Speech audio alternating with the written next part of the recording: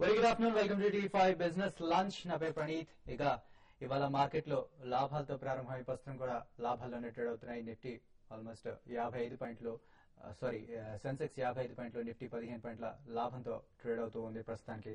ఇక ఇవాళ Nifty 50 pack చూసినట్లయితే ఫస్ట్ బ్రెడ్త్ కూడా పాజిటివ్ గా ఉంది. 950 స్టాక్స్ ఆల్మోస్ట్ అడ్వాన్సెస్ లో ఉంటాయి. ఓన్లీ 400 స్టాక్స్ ఆల్మోస్ట్ డిక్లైన్స్ లో ఉన్నాయి. జేపీ అసోసియేట్స్ మొన్న అత్యధికంగా నష్టపోయిన జేపీ అసోసియేట్స్ ఇవాళ టాప్ గెయినర్ గా ఉంది ఇండెక్స్ లో. Almost more than 3.5%, 3.73% లాభపడుతుంది. ఆ తర్వాత హెచ్సిఎల్ టెక్నాలజీస్ మోర్ దెన్ 3.5%, 3.59%. ఆ తర్వాత Sterlite India 3%, Axis bank almost 2.5% gains లో ఉన్నాయి. ఇక నష్టపోతున్న వాటిలో విషయానికి వచ్చినట్లయితే హీరో హోండా ఇవాళ టాప్ గెయినర్ గా ఉంది ఇండెక్స్ లో. ఆల్మోస్ట్ 2.5% నష్టపోతుంది. ఆ తర్వాత GAIL, TCS, Kotak bank, Cairn, Idea ఆ తర్వాతి స్థానాల్లో నష్టపోతున్న వాటిలో ఉన్నాయి. ఇక మనం ఓవరాల్ గా ఇండెక్సెస్ వైజ్ గా చూసుకున్నట్లయితే ఇండెక్స్ విషయానికి వచ్చినట్లయితే మెయిన్ ఇండెక్స్ కంటే mid cap, small cap index లో బెటర్ గా పర్ఫార్మ్ చేస్తున్నట్టుగా మనం అనుకోవచ్చు. ఈ మధ్య కాలంలో మెయిన్ ఇండెక్స్ కంటే మిడ్ క్యాప్, స్మాల్ క్యాప్ లే బెటర్ గా పర్ఫార్మ్ చేస్తున్నాయి. ఇక ఇండివిజువల్ సెక్టర్ వైజ్ ఇండెక్స్ లోకి వచ్చినట్లయితే కన్స్యూమర్ డ్యూరబుల్స్ ఇవాళ టాప్ గెయినర్ గా ఉంది. ఆల్మోస్ట్ 1.6% గెయిన్ లో ఉంది. ఆ తర్వాత ఆటో 0.95%, మెటల్, బ్యాంకింగ్స్ ఆ తర్వాత స్థానాల్లో ఉన్నాయి. స్వల్పంగా నష్టపోతున్న వాటి విషయానికి వస్తే ఐటీ అండ్ టెక్నాలజీ సెక్టర్ ఇవాళ నష్టపోతుందని చెప్పుకోవచ్చు. ఇక ఇవాళ మార్కెట్ల గురించి విశ్లేషించడానికి అనలిస్ట్ సుందరరాజ గారు, శేషు గారు ప్రస్తుతం మన స్టూడియోలో ఉన్నారు. గుడ్ ఆఫ్టర్నూన్ అండి. సుందర్ గారు, ఫస్ట్ మీరు చెప్పండి. టెక్నికల్ గా మొన్న మనం భారీ నష్టాన్ని చూసాం, నిన్న భారీ లాభాన్ని చూసాం, మళ్ళీ ఇవాళ లాభాలు. అంటే మార్కెట్ ఎలా ఒడిదుడుకులు ఎలా ఉన్నాయంటే టెక్నికల్ గా? లాస్ట్ 4-5 మంత్స్ గా చూస్తే కనుక మార్కెట్ లో పెద్ద మూవ్మెంట్ ఏం కనిపించలేదు. 5500 నుంచి 5350 మధ్యనే కొంచెం సైడ్ వేస్ లో కనిపిస్తుంది. ఇవాళ మార్కెట్ కి కరెక్షన్ కి ప్రధానమైన కారణం చూస్తే కనుక 5500 దగ్గర చాలా స్ట్రాంగ్ రెసిస్టెన్స్ ఉంది కాబట్టి నేచురల్ గా అక్కడ వచ్చిన సెల్లింగ్ ప్రెషర్ రావడం జరిగింది. దానికి తోడు ఇవాళ అన్ఎక్స్పెక్టెడ్ గా నేను అమెరికన్ మార్కెట్ అంత 250 పాయింట్స్ పెరిగినా కూడా ఇవాళ యూరోపియన్ మార్కెట్ చూస్తే మైనస్ లో ఓపెన్ అయ్యి, సో దీంతో కొంచెం ఒకసారిగా మళ్ళీ సందేహాలు మొదలెత్తాయి. అందువల్ల మార్కెట్ కొంచెం కరెక్షన్ లో ఉంది. బట్ ఓవరాల్ గా చూస్తే కనుక మార్కెట్ పాజిటివ్ గానే ఉంది. ఇక ఇంట్రాడే ఇమీడియట్ ట్రెండ్ చూస్తే కనుక 5470 దగ్గర ఒక సపోర్ట్ ఉంది. దాని కింద కనుక కంటిన్యూస్ ట్రేడ్ అయితే నా ఉద్దేశం ఫర్దర్ సెల్లింగ్ వస్తుంది. అలాగే క్లోజింగ్ తప్పకుండా నా ఉద్దేశం ఇవాళ 55 దగ్గర క్లోజ్ అవ్వాలి. 55 దగ్గర క్లోజ్ అవుతే మటుకు మార్కెట్ స్ట్రాంగ్ అని చెప్పొచ్చు. క్లోజింగ్ కనుక ఇవాళ ఒకవేళ వీక్నెస్ వచ్చి డేస్ లో దగ్గర కనుక కొంచెం క్లోజ్ అవుతే ఒక మైనర్ కరెక్షన్ 2 రోజులు తప్పదనిపిస్తుంది. ఓకే శేషు గారు, మనం స్వల్పకాలికంగా మార్కెట్ వీక్ గా ఉంటుంది అనుకున్నాం, కానీ నిన్న అనూహ్యంగా లాభపడింది. ఇవాళ కూడా ఆ లాభాలని కంటిన్యూ చేస్తున్నట్టుగా కనబడుతుంది మార్కెట్. మీరు టెక్నికల్ గా మార్కెట్ ఎలా ఉండబోతుంది అంటారు? ఒకటి నిన్న మన మార్కెట్ చూస్తే మనకి మార్కెట్ ఒక ఫ్లాట్ గా ఉన్న ఫస్ట్ హాఫ్ అంతా కూడా చాలా వరకు ఫ్లాట్ గా ఉంది. తర్వాత యూరోప్ మార్కెట్ లో ఓపెన్ అయిన దగ్గర నుంచి యూరోప్ మార్కెట్లు నిన్న అనూహ్యంగా పెరగడం చూసాము. మైనస్ లో ఉన్న ఫుడ్సీ, క్యాక్, డాక్స్ అన్ని కూడా ఒక 80-90 పాయింట్స్ దాకా మన మార్కెట్ క్లోజింగ్ టయానికి దగ్గర 2% దాకా పెరిగాయి. దాని ప్రభావంతో మన మార్కెట్ బాగా నిన్న షార్ట్ కవరింగ్ ర్యాలీ చూసాము.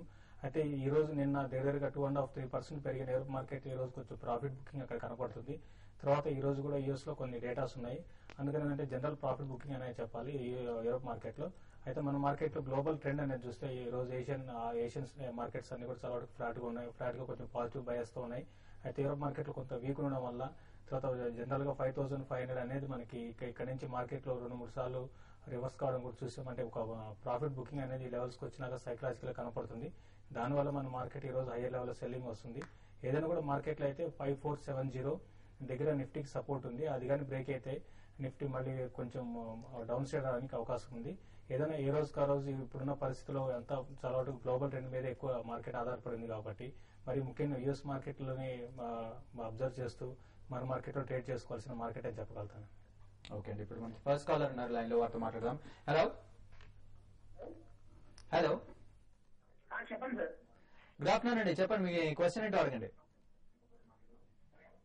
హలో హలో ఎస్ సార్, నా పేరు శ్రీకాంత్, పుణే నుంచి కాల్ చేస్తున్నాను. శ్రీకాంత్ గారు చెప్పండి.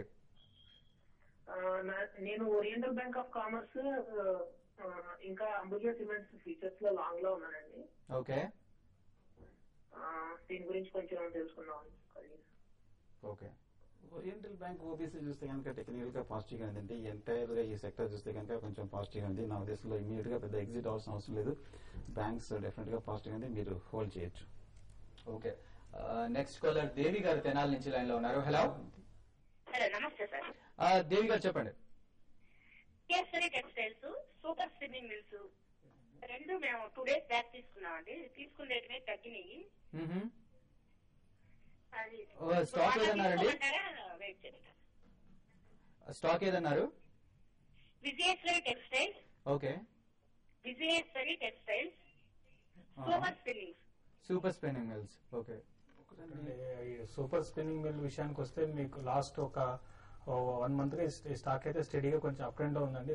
రీసెంట్ లో నుంచి దగ్గరగా స్టాక్ ఆల్మోస్ట్ 52 వీక్ హై దగ్గర ఉంది. ఇప్పుడు ఉన్న మార్కెట్ ఏంటంటే mid cap and small cap stocks లో విపరీతమైన బయింగ్ తో చూస్తున్నాము. లిక్విడిటీ ఎక్కువైపోవడం వల్ల ఈ స్టాక్స్ అనేవి కూడా పెరుగుతున్నాయి.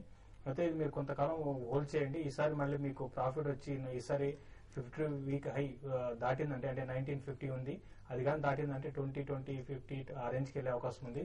అక్కడ ఒకసారి ఎగ్జిట్ కానీ ఏదైనా కూడా ఏంటంటే ఈ టైంలో మీకు ఇటువంటి చిన్న చిన్న స్టాక్స్ లో ఉండడం కన్నా కొంచెం మంచి ఫండమెంటల్ గా స్ట్రాంగ్ ఉన్న కంపెనీస్ లోనే ఇన్వెస్ట్ చేయడం మంచిదండి.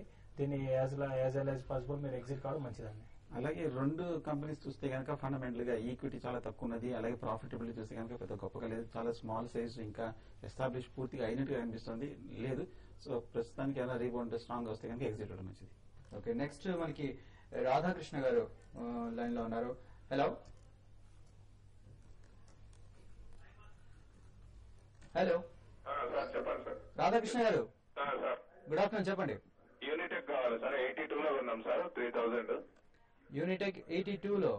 అవును సార్. ఉంచుకోవాలంటారా ఏం చేయమంటారు? లాంగ్ అంటే మీరు లాంగ్ టర్మ్ కోసమా షార్ట్ టర్మ్ కోసమా అండి? ఒక 2-3 months వెయిట్ చేయమంటే చేస్తాం సార్. ఓకే. యూనిటెక్ ఒకటే ఇప్పుడు ఉన్న వాటిలో బాగా రియాలిటీ స్టాక్స్ లో బాగా వీక్ ఉన్న స్టాక్ అంటే యూనిటెక్ అండి. అయితే రీసెంట్ గా రిజల్ట్ బాగా అనౌన్స్ చేసినా కూడా ఈ కంపెనీకి డెట్స్ కన్సర్న్ అనేది ఎక్కువ ఉంది. దీంతో పాటు రీసెంట్ గా డెట్ పే చేయాల్సి వచ్చిన పరిస్థితి కంపెనీ కొన్ని. దీనివల్ల ఏంటంటే ఈ స్టాక్ ఈ రోజు కూడా చూసాం. ఈ రోజు హై నుంచి దగ్గరగా 80, 70, 80 నుంచి 79, 20 ఆ లెవెల్ వరకు వచ్చింది. ఇప్పుడు ఇమీడియట్ గా అయితే ఈ స్టాక్ అయితే 82 రూపీస్ దాటి పెరిగే అవకాశం లేదండి. ఇక్కడ ఎగ్జిట్ అయిపోయి మీరు లోయర్ లెవెల్ లో మీరు బై చేయండి. ఫర్దర్ గా డిక్లైన్ వచ్చినప్పుడు అరౌండ్ 75, 76 దగ్గర దీని సపోర్ట్ ఉంది. అది బ్రేక్ అయితే 72 ఉంది. మార్కెట్ కానీ కరెక్షన్ వచ్చిందంటే ఇది 70, 72 ఆ లెవెల్ వరకు వస్తుంది. కాబట్టి నా సజెషన్ ఏంటంటే మీరు ఒకసారి ఇక్కడ ఎగ్జిట్ అయ్యి లోయర్ లెవెల్ లో దీన్ని మళ్ళీ బై చేయమని చెప్తానండి. ఓకే. నెక్స్ట్ మనకి మహబూబ్ నగర్ నుంచి ఆంజనేయులు గారు ఉన్నారు. Hello hello sorry SKS micro finance ఈ లెవెల్ లో తీసుకోవచ్చా సార్? ఓకే. ప్రస్తుతం కరెంట్ మార్కెట్ ప్రైస్ లో తీసుకోవచ్చు. నా ఉద్దేశం స్మాల్ ఇన్వెస్టర్ కి అంత ఇదిగా అనుకూలంగా ఉండటం లేదండి. ఇన్ఫాక్ట్ పబ్లిక్ ఇష్యూ వచ్చినప్పటి నుంచి ఆల్మోస్ట్ ఒక 10 to 20% వరకు పెరగడం జరిగింది. ప్రస్తుతానికి ఎవరైనా small investors level long position ఉందంటే ఈ లెవెల్ ఎగ్జిట్ అవ్వమని చెప్తున్నాను తప్ప ఫ్రెష్ బయింగ్ అయితే వద్దనిపిస్తుంది. ఓకే. ఫ్రెష్ బయింగ్ అయితే మీకు సజెస్ట్ చేయట్లేదండి ఇది సుందర్ గారు. నెక్స్ట్ మనకి వెంకట నారాయణ రెడ్డి గారు ఉన్నారు. Hello hello hello sir. చెప్పండి సార్. మీరే చెప్పాలండి. What's your problem? What's your query? Sir ఇంతకు ముందు బిర్లా షోగా 59లో కొని 77లో అమ్మినాను సార్. ఇప్పుడు ఎంతలో? ఇప్పుడు మళ్ళా బాగా తగ్గింది. ఇప్పుడు కొనొచ్చా సార్? ఓకే. బిల్డర్స్ లోకి అయితే మీరు లాస్ట్ కొన్ని రోజులుగా స్టాక్ లో కొంత సెల్లింగ్ కనపడుతుందండి. మీరు కొంతకాలం వెయిట్ చేయడం మంచిది. మార్కెట్ కరెక్షన్ లో మళ్ళీ స్టాక్ ని బై చేయమని చెప్తాను. కరెంట్ అవర్స్ లో మీరు అవాయిడ్ చేయండి. ఒక 15 days తర్వాత మళ్ళీ స్టాక్ గురించి ఆలోచించమని సజెస్ట్ చేస్తాను. ఇప్పుడున్న కరెంట్ అవర్స్ లో అయితే స్టాక్ అయితే బై చేయకండి. ఫర్దర్ గా స్టాక్ వీక్ అయ్యే అవకాశం ఉంది. ఇంకా మీకు ఇక్కడ నుంచి లోయర్ లెవెల్స్ మీకు దొరికే అవకాశం ఉంది. అరౌండ్ 30, 32 లెవెల్ కి వస్తే బై చేయండి. అక్కడ 32 దగ్గర సపోర్ట్ కొంచెం లభించవచ్చు.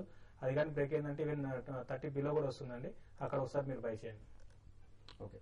నెక్స్ట్ మనకి కాకినాడ నుంచి శ్రీనివాస్ గారు లైన్ లో ఉన్నారు. Hello Srinivas garu good afternoon. చెప్పండి. Good afternoon sir. Sesha garu, Sundararaja గారు. మీకు సార్ ఐసిఐసిఐ బ్యాంక్ 999 బై చేశాను ఇంట్రాడేకి. ఓకే. అది ఈ రోజు ఏమైనా పెరుగుతుందా ఏంటి? ఐసిఐసిఐ బ్యాంక్ అయితే మీరు ఇంటర్డే కోసం అంటున్నారు. కరెక్ట్ గా మీరు కొన్న ప్రైస్ లో ఉందండి. మీరు ఇప్పుడున్న మార్కెట్ మరీ చూస్తే చాలా వరకు యూరోప్ మార్కెట్ల మీద డిపెండ్ అయి ఉన్నాయి. కాబట్టి ఈ రోజు బ్యాంకింగ్ స్టాక్స్ లో కొన్ని బ్యాంక్స్ పెరిగినాయి. అయినా పిఎస్యు బ్యాంక్స్ లో కొంత సెల్లింగ్ కనపడుతుంది. ఎస్బీఐ కొంత వీక్ ఉంది. ఇది న్యూట్రల్ గా ఉందండి. మీరు ఒకవేళ చూడండి 1000 రూపీస్ కానీ క్రాస్ కాలేకపోతే మాత్రం మీరు స్టాక్ ని మీరు ఒకసారి ఎగ్జిట్ కమ్మని చెప్తాను. ఇంటర్డే కలుగుతున్నారు కాబట్టి 1000 పైన ఒక 10-15 minutes కానీ సస్టైన్ అయితే మళ్ళీ 1006, 1005 దగ్గర పెరిగే అవకాశం ఉంది. లేదంటే మాత్రం మీరు ఒకసారి ఎగ్జిట్ కావడం చాలా వరకు మంచిదండి. ఓకే. నెక్స్ట్ జడ్చర్ల నుంచి మరో కాలర్ మనకి గోపాల్ రెడ్డి గారు ఉన్నారు. హలో సార్ నమస్కారం సార్. నమస్తే అండి, చెప్పండి. సార్ గతి నేను 62లో బై చేసిన సార్. హోల్డ్ చేయాలా ఉంచాలా అమ్మాలా? గతి సో లాజిస్టిక్స్ సంబంధించిన కంపెనీ అన్నమాట. లాస్ట్ ఒక 10 days గా చూస్తే కొంచెం మంచి కరెక్షన్ వచ్చిందండి. 90 రూపీస్ నుంచి 70 వరకు, మోర్ దెన్ 15%. కానీ నా ఉద్దేశంలో ఇప్పుడు 70 రూపీస్ దగ్గర గట్టి సపోర్ట్ ఉంది. ఇమ్మీడియట్ గా ఈ స్థాయి దగ్గర పెద్ద పడిపోయే అవకాశం లేదు. మీరు హోల్డ్ చేయండి, కానీ 70 కింద కనుక 2 సార్లు క్లోజ్ అవుతే కనుక గట్టి షార్ట్ టర్మ్ ఎగ్జిట్ చేయడం బెటర్ అనిపిస్తుంది. ఓకే, నెక్స్ట్ కాలర్ మనకి హైదరాబాద్ నుంచి ప్రభాకర్ రెడ్డి గారు ఉన్నారు. హలో సార్ నమస్కారం అండి. నమస్తే అండి, చెప్పండి ప్రభాకర్ గారు. నేను గత సంవత్సరం డిసెంబర్ లో కాక్స్ అండ్ కింగ్స్ కొన్నాను sir 2 lots. Cox and Kings. అవునండి. ఓకే, అయితే నాకు ఆ షేర్స్ అలాట్ కాలేదు. అలాట్ కాలేదు, మీరు అప్లై చేశారు కానీ అలాట్ అవ్వలేదు. అలాట్ అవ్వలేదు. దాని మనీ నాకు ఇంతవరకు రిటర్న్ రాలేదు సార్. ఓకే, నేను చైతన్యపురి ఇండో ఇన్ఫోలైన్ నుండి తీసుకున్నానండి ఇవి. ఓకే. ఒకటండి, అది మీకు ఇంత టైంలోనే మీకు మనీ మీకు ఇవ్వాల్సి ఉంటుందండి. మీ అకౌంట్ లోనే క్రియేట్ అయిపోతాయి. అయితే మీరు లోకల్ గా మీరు వాళ్ళని అడగాలండి. ఎందుకంటే డెఫినెట్ గా 90% సాధారణంగా ఇటువంటి ఎక్కడో ఒక మిస్టేక్ జరుగుతుంటుందండి. బై మిస్టేక్ లో మీకు వచ్చి ఉండకపోవచ్చు. మామూలుగా ఇటువంటి ప్రాబ్లం ఎక్కువ రావు.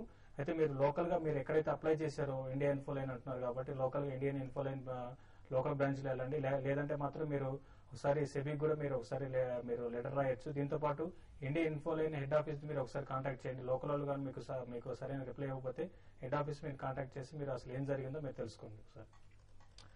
ఓకే అండి, ఇప్పుడు షార్ట్ బ్రేక్ తీసుకుందాం. బ్రేక్ తర్వాత మరిన్ని కాల్స్ చూద్దాం.